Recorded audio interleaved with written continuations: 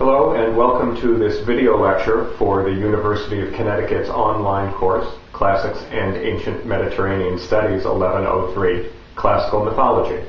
I'm Roger Travis, Associate Professor of Classics at the University of Connecticut, and whether you're enrolled in this course or not, I hope you enjoy the lecture and learn something about new ways of looking at classics and at myth. Thanks for watching.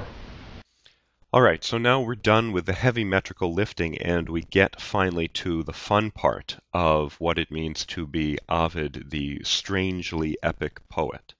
We can draw a line directly from that moment at the very beginning of Book 1 when Ovid is himself the first metamorphosis of the metamorphoses at the hands of the gods and, by implication, at the hands of Augustus, to a moment later in Book 1 when the first obvious metamorphosis of the metamorphoses occurs. That's the metamorphosis of evil King Lycaon into a wolf for having tried to sacrifice and, it's implied very strongly, eat Jove, that is Jupiter, and Mercury, whom we also know as Hermes. Jupiter, of course, we also know as Zeus.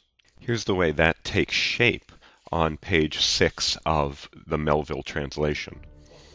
When Jove from his high tower beheld men's crimes, he groaned, and mindful of that loathsome feast, Lycaon set, new crime then known to few, in mighty anger blazed, celestial wrath befitting Jupiter, and called the gods to conclave, urgent summons soon obeyed.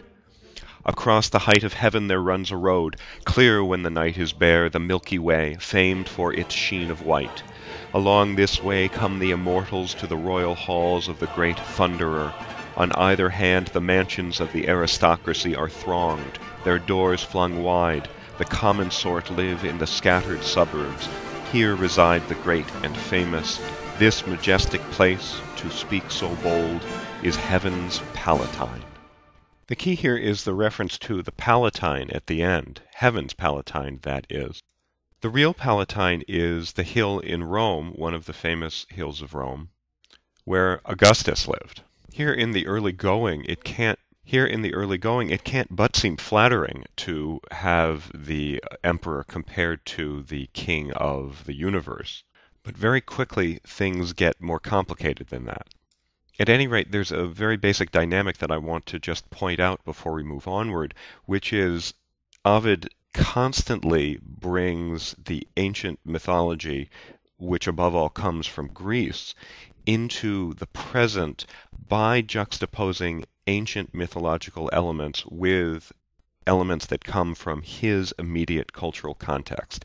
That is, when you say that Olympus, or a certain part of Olympus, is heaven's Palatine, what you've done is to take the archaic mythic stuff and bring it into the present.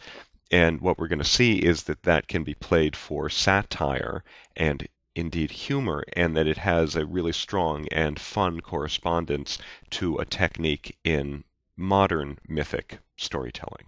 For the moment, though, let's proceed with this same story and take a look at the way Jupiter is acting on the next page, on page 7, where again he is explicitly compared to a Roman political figure. And here Jupiter is talking about the various divine powers in the world below, whom he at least claims to be protective of, the nymphs and the fauns and the satyrs. Top of page 7. Can you suppose them safe when against me, whom the lightnings, whom yourselves obey, Lycaon plots his treacherous devilry? An angry murmur rose. The gods, outraged for sin, demand fit doom. So, when the blood of Caesar by mad impious hands was spilt to expunge the name of Rome, the human race and all creation shuddered, dazed with fear of instant ruin. Nor dost thou rejoice, Augustus, in thy subjects' loyalty less than great Jove in his, whose gesture then and voice rebuked their noise, and silence fell, their clamor hushed by his grave majesty, and Jove again with speech the silence broke. Again, at first this seems flattering, but when you think about what Jupiter is doing here, and we're going to go on in just a moment and see where that's exemplified, you begin to realize that the comparison which Ovid makes between Jupiter's subjects and Augustus' subjects, cuts two ways. If, in fact, Augustus doesn't rejoice any more than Jupiter does, and Jupiter shouldn't rejoice because his subjects are basically just yes men who will rubber stamp any atrocious decision that Jupiter makes, then maybe Augustus is the same way. All right, so here's what Jupiter uses the assent of his assembled divinities to do. And now we're on page 8. So one house died, but not one house alone deserves to die. In the whole world sin reigns, conspiracy of crime.